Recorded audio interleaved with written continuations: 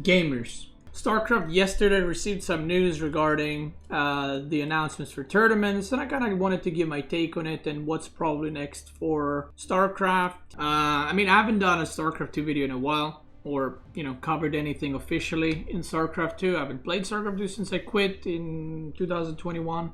So for those that don't know, StarCraft just got their ESL and GSL tournaments, dates, prize pools announced, and it's pretty bad. So let's do the ESL one first. StarCraft is shaping up for another incredible esports series as ESL reveals the ESL Pro Tour 2023-24 program. Press release summary. ESL Pro Tours in StarCraft to include ESL weekly ESL Open Cups, 2 online ESL StarCraft II Master Regional with live finals, and EPT Championship. So this is ESL Open Cups is something that's been there, I think, like since 2010. They maybe have changed the name over the years, but more or less they're called the same, right? Live ESL StarCraft 2 Master Finals to take a DreamHack Summer 2023 and DreamHack Atlanta. I think this one is, I think it's like Sweden, the first one, DreamHack Summer. I think, I'm not sure. The EPT StarCraft 2 Championship to be announced later this year. And then ESL to take over the full funding, including prize money, of its StarCraft II esports ecosystem. So there you have like the regionals, online regionals, May 2nd to 21st. And then, oh yeah, finals to take place live at DreamHack Summer in Jönköping, Sweden on June 16th to 18th, featuring a 200,000 total prize pool. So I'm assuming this is like for the regionals and the live stuff. And then you have the winter one, which is going to be also 200,000 prize pool. And it's going to be in Atlanta, Georgia, US of A on December 15th to 17th. For those that don't know, StarCraft has had like 4+ tournaments, big tournaments every year. And now it's got down to 2. So usually there's like Katowice is in like February, right? And then you have like a tournament a little bit after, then you got DreamHack Summer, then you got another tournament like September, then you got maybe like a Home Story Cup, then you have DreamHack in the winter, and then it's Katowice again, and maybe some small tournaments in between.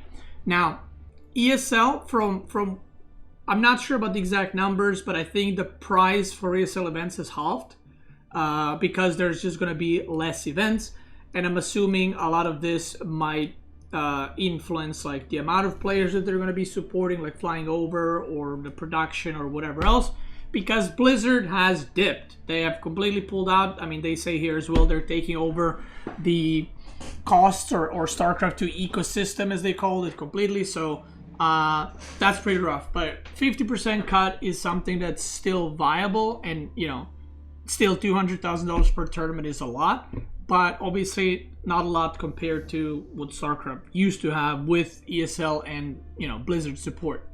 Like I said, that's not that bad. Now this one is the one that's really bad. So GSL, for those that don't know, GSL has been running since 2010, and this has been the main, like the biggest Korean StarCraft II league, has received 80% cut on the funding. And I think the first place for GSLs would be $8,000, which is very low compared to what it used to be. 80% cut.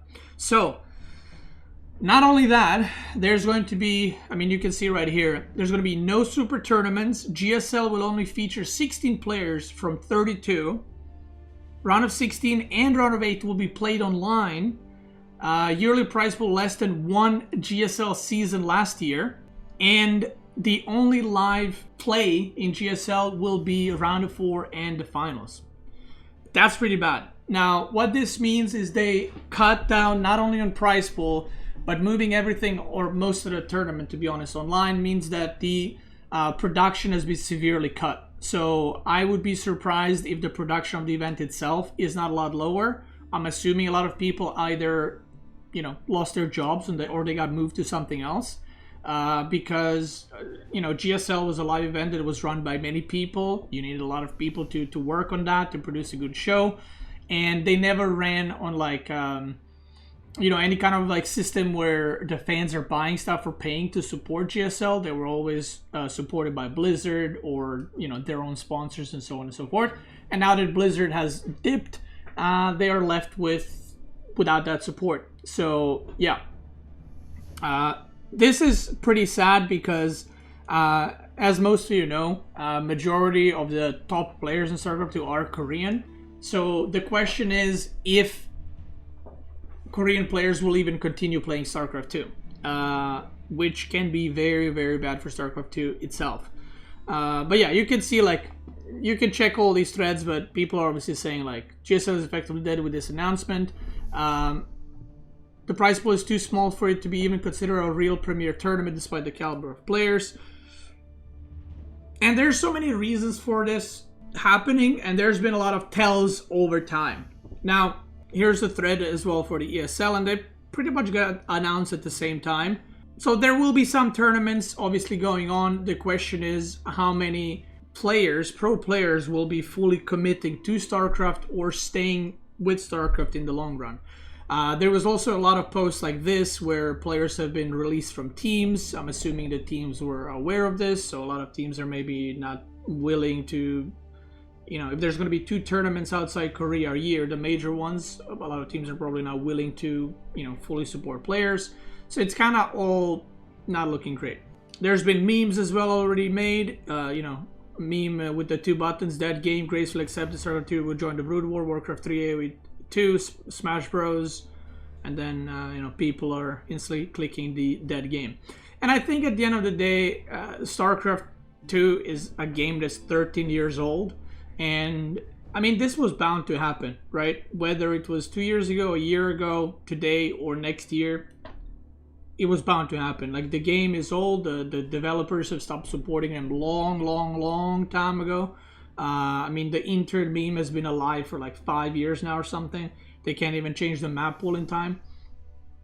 So without the dev support, you can have as good of a community as you want, but if the devs don't care, eventually it will all crumble. Yeah, AoE 2 is 20 years old and Microsoft's still supporting. Yeah, and that's why AoE 2 is doing well, because Microsoft is supporting and Microsoft is involved and Microsoft is doing stuff, and yeah. So there's another post, Dark, when all Korean players met in the after party of Katowice, we jokingly said, see you guys at Stormgate. And I'm assuming that, you know, the StarCraft 2 players behind the scenes probably already knew about this. I didn't have any like official info about this, so I didn't have any like leaks, but I'm assuming the pro players knew, the casters knew, because this is kind of thing where it's too big for you to not know if you're severely, you know, involved into the game. There's also been posts like StarCraft 2 Pro Scene needs to improve crowdfunding to thrive. People, so I've seen a couple of these posts, and I'm gonna kind of talk about it a little bit. I've seen few posts where they're like, let's crowdfund the tournament, let's crowdfund GSLs, let's get the you know. The problem is you're not gonna donate $10,000 and GSL is gonna be like, oh, we're back, you know, prize pool is going up. There's more to a tournament than just prize pool. Prize pool is like honestly one of the smaller costs in the grand scheme of things for some tournaments. Like, you have to pay so many people working at the event. Like, if you're renting a space, you have to rent space, you have to rent equipment, all the cameras and everything, right? So even if you crowdfunded $10,000-$20,000, that is not a lot for a major tournament to throw a major show with live people, live audience and everything else. So I think crowdfunding for online tournaments is probably going to be something that people will do in StarCraft. StarCraft 2 people always supported these things, right? So that's something that they will probably do. But regarding live tournaments, that's going to be a bit more rough because they cost a shit loads of money. And that's just kind of how it is. I think Nili was saying, Nili recently, a AoE 2 content creator, said that his tournament costed like $200,000+ to make. And this is not an event in front of an audience and in front of like a crowd and million people working behind the scenes. Tournaments are very, very expensive, right? So I'm assuming the community tournaments will remain, like people like Wardy, you know, probably going to host them. They will remain, or maybe they will even increase in numbers, but I'm assuming that this is it's just the beginning, to be honest. And the writing on the wall for these kinds of things has been there for a while. I've talked about this couple of times, but when a game developer stops supporting their own game, it's only a matter of time till it all crumbles. I don't know any game that is solely supported by the players and community and the devs have no influence in it, and it does like amazing. I'm sure there's some, but in general, it's not a good look. And obviously Blizzard these days is just, you know, trying to make phone games and microtransaction and loot boxes, and that's all they care about. StarCraft has none of those, so yeah. And the fact that, yeah, StarCraft has been going on for like 13 years with that many players and viewers is really good. Now, what does this mean for the players? I've said this before, and I'll say it again. I've seen some not so honest reactions from a lot of players and you know, community figures in StarCraft, where it's like, oh, I'm gonna play StarCraft till the end, and you know, I'm there for you guys. And I know for a fact, since Stormgate, since about 6 months to a year ago, I know that most, like, I'm not gonna say every, but probably 80-90% of content creators and players are / were planning to switch to Stormgate already. They knew the writings on the wall. They probably knew, they're more involved into the StarCraft II scene than I am these days. They probably knew that the funding for the tournaments is happening, and I know that a lot of people are waiting for its release to kind of jump ship, which is most likely to happen. And honestly, I think even if the support for StarCraft II remained, most of them would still jump ship, at least for the start, to see how it goes, right? Some of them might have come back, but most of them would jump ship. Which there's nothing wrong with that. You know, if you want to try something new, you want to try a new game or whatever, and you like it, nothing wrong with that. So now with all the prize cutting and, you know, players are making jokes, they're going to switch to Stormgate. They will switch to Stormgate. It's only a matter of time until, you know, Stormgate actually comes out and people play it. But Stormgate recently tweeted that, you know, they have like a roadmap to release the game with like replays, ranked matchmaking, you know, tournaments, competitive play, yada yada. So it seems that Stormgate is obviously their company made by very smart people and like veterans of the RTS games, StarCraft, Warcraft 3, Command and Conquer, and they understand, I would say, the esports pretty well. And they also understand that they have a lot of hype going behind them.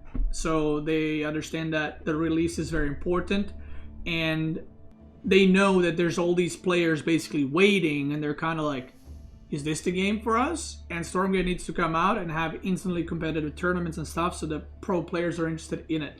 Because I think that if StarCraft II, specifically content creators and pro players, switch, I think that will just pull up all the viewers from that game to Stormgate, which is probably what they're kind of hoping for, right?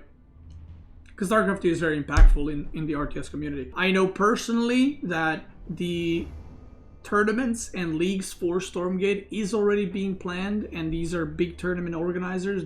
I'm not talking about Frost Giant Studios / Stormgate specifically, but I know that other tournament organizers are preparing for that. Some of the community tournament organizers are also preparing for Stormgate tournaments. So I know there's going to be a lot going into it, and I am assuming that part of this, you know, funding cutting or whatever else might have to do with that. So obviously ESL is going to support StarCraft for another year to a lesser extent, but after that, who knows? Stormgate is supposed to have beta this year, so if the beta is this year, I'm assuming the release would be 2024 sometime. So maybe then ESL will switch fully to Stormgate.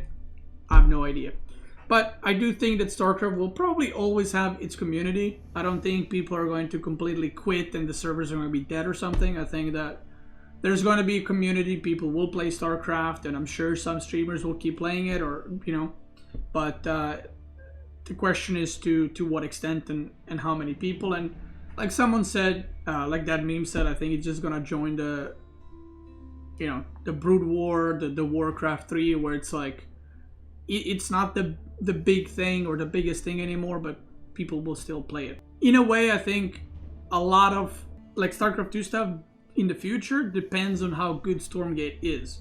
If Stormgate ends up being a complete disaster, I can see people going back to StarCraft and then ESL picking up StarCraft again or something.